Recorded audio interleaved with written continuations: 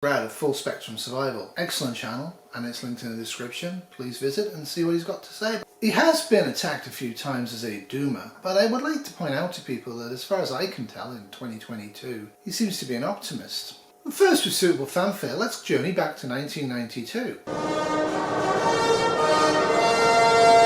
1992, for those people who weren't born or can't remember it because of drinking and drugs, wasn't a particularly exciting year for the royal family of Britain and Canada and assorted dominions. Y4 seems somewhat unimportant now, but it was well before the paedophile scandal and the slavery scandal. But it does pose the question, is 2022 going to be an annus horribilis for all of us? Queen Elizabeth II of England and assorted other places actually is getting quite old, and she's the only queen that I've known, and I'm 57, and her passing will be very much a demarcation for English people of a world of then and a world of to come. Before you feel sorry for her, bear in mind she's extremely wealthy and well looked after. However, speaking of extreme wealth and people being well looked after, the news is just full of this. You know, he's drinking and we're talking and there's music playing and he's smoking cigarettes and we're sitting next to each other on the couch. And I ask him about the tattoo he has on his arm. And to me, it just looked like black marks. I didn't know what it said. It just looked like muddled, faded tattoo that was hard to read. And I said, what does it say? And he said it says wino. It says wino. And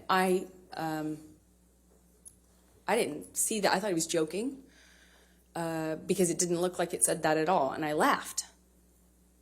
They called me old-fashioned. Okay, Boomer, you're old-fashioned. But I think when a married couple splits up and it's not very pleasant the way they split up, it's not really entertainment. It's not really something people should be following and interested in and taking sides upon. It's actually between the two parties and the legal system. And I actually am dismayed how many people seem to think this is actually worthy of watching and investing time in and getting agitated about it. It's just sad for Amber and it's sad for Johnny. And that's it. It's sad and private and none of my business. So when James from Old School with a Modern Twist, another really great channel, and I encourage you to check him out in the description, starts saying that Mike and Mechanic songs from 40 years ago have relevance. There's a song that came out about 40 years ago. With all that's going on in the world today, I wonder if we're not living that song. The name of that song is called Silent Running. We should be listening to our elders. I'm an elder now, I'm 57. He's older than me, I think.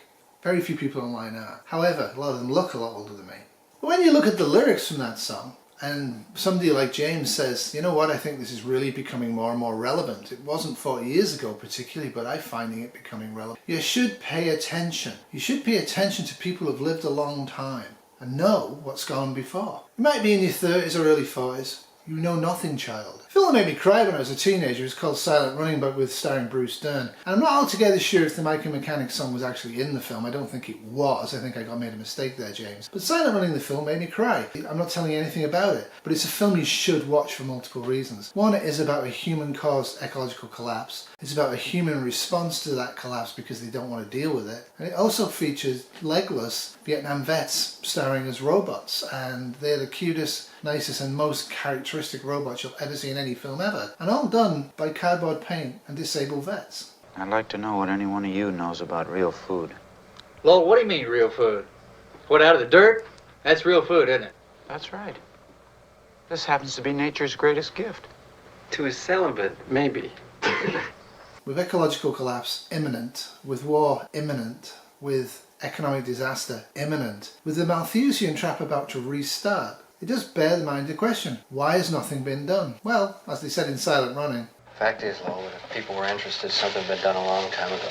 So is Brad of Full Spectrum Survival a doomer? Police departments across the United States of America are being warned to be on the lookout right now for an increase in violence. Some strategists are saying that the United States of America, because of the political divide and the coming economic crash, will be thrust into a series of years that undergo violent unrest and criminal activity increases across the United States of America.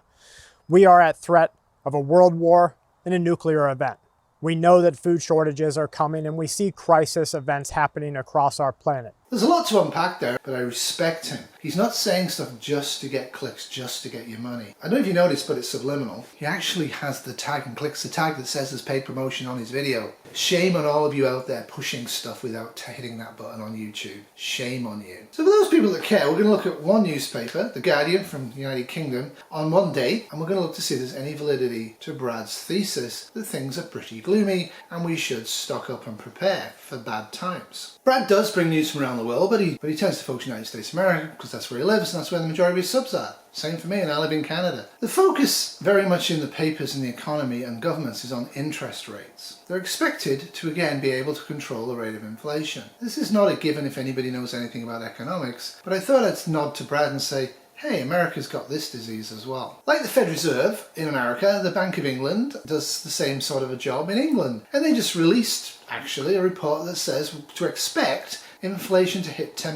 in 2022 and for there to be a slow burn recession, not a normal recession. But what they're expecting here is a gradual decrease. Now this should be front page news, not Amber and Johnny or anything else. The Central European War has been called by some pundits an energy war. I wouldn't necessarily disagree with that, but I do think it's an ideological one and they're the most dangerous. The truth is, in the United Kingdom, since October of 2021, utility bills have gone up by 40% and are expected to keep rising. They're optimistically forecasting a long-range unemployment rate of 5.5%. Bear in mind, the United Kingdom has long since dismantled most effective ways of supporting people who don't work or are underworked. So with the Bank of England saying unemployment rate's going to hit at least 5.5%, that's a real bad thing. That's going to really bump crime through the roof. I'm not going to get into the Central European War, but it is the news on all of our channels and it's drowning out everything else. That said, when NATO is causing the execution of Russian generals, don't be surprised if that makes Russia unwilling to talk. Other than the Central European War, there's been other wars in recent history and there's ongoing wars and civil wars going on right now that aren't getting anywhere near the sort of focus that Ukraine is getting. And you have to ask yourself what sets a priority, why is something more resonant with us than other things. It's been hot and cool off and on where I live and that's cold weather. But globally we are still heating up and heating up and heating up each passing year and it's getting worse and worse and worse. And it's celebrated by things like this. But in the subheading they do mention they've had a third of the amount of rain that they would normally get in April. We need water, we need sunlight, we need low wind, we need no ice, we need no deluges, we need no droughts to produce food. I got black flies up here.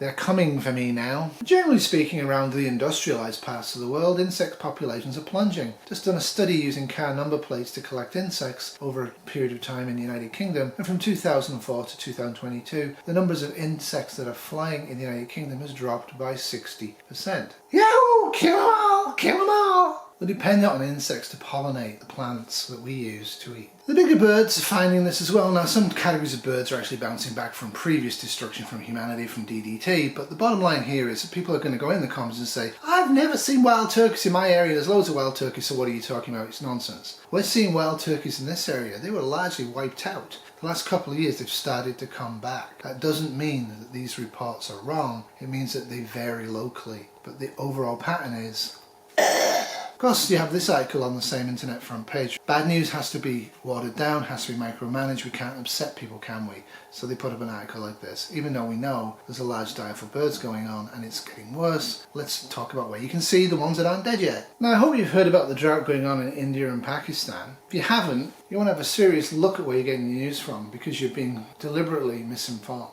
For those people geographically misinformed, the Himalayas are having an appalling heat wave. This goes down south on the continent to include New Delhi. Hundreds of millions of people directly affected by a drought that started in early March. It was the hottest March on record in India and Pakistan. April is going to be the hottest April on record in India and Pakistan. Their water source in the north is very, very dependent on the Himalayan ice fields, which are really, really hot. This for some reason is affecting India's ability to grow wheat. More on wheat and oil futures in a bit. First off, I'd like to point out that there isn't anywhere in the world that's immune from this. I have people who have told me before that Texas is fine, whereas other people in Texas say it's not. Texas is very, very big. Depending on wind, depending on mountains, depending on ground cover, depending on a whole bunch of different variables, you may not be seeing the effects of human-caused climate change. But rest assured, it's real and it's happening and it's accelerating. It's even affecting poor old Australia. As I mentioned, United Kingdom utility and power bills and energy bills have gone up by about 40% since October of 2021. In other words, large amounts of people are getting more and more poor.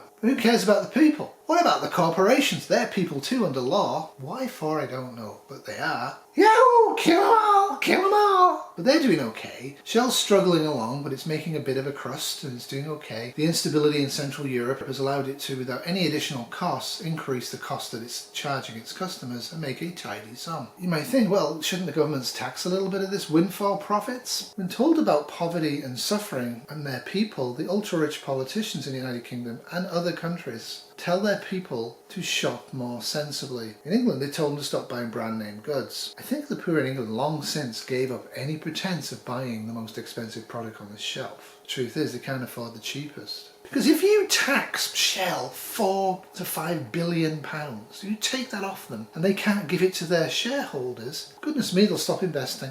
5 billion in profit won't be enough for them to try harder to make more money. The game is rigged, and it's getting more and more obviously rigged. And if you're on the left or on the right and you support corporate capitalism in its current form, you are really doing yourself a disservice. Except to point out, the oil companies have long since been funneling millions of dollars and pounds into the government's pockets. Your politicians largely are bought and sold, and not acting in the planet's interest, nor in your interest, but they're acting on behalf of Shell so Shell can make a decent earner.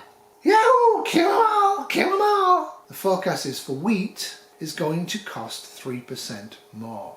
India and Pakistan are having a massive drought. They're thinking seriously of banning all wheat exports. You already should know that Indonesia, the world's biggest producer of palm oil, has stopped exporting palm oil because it doesn't have enough palm oil to feed its own population. Of course, transporting all of these goods takes oil in our society because we've wasted decades not going green because of the oil companies' determination to keep making money, even though they knew that it was going to warm the planet and end our civilization. All of us are gas guzzlers in some form or other in the West. All of us, even the virtuous ones like us, are gas guzzlers. Did you know how much is going to go up over the next 28 days? 5.27%. The price you will pay 28 days from now, at the beginning of June 2022, will be 5.27% higher than you're paying right now. Now obviously if Russia drops a tactical nuke on Kyiv or something else happens that's going to cause an actual groundwater breakout in Europe, I would expect it to go up by 50 to 500% over the next 28 days. You will see gold and you will see silver actually go through the absolute roof. But the truth of it is, unless you sell very quickly,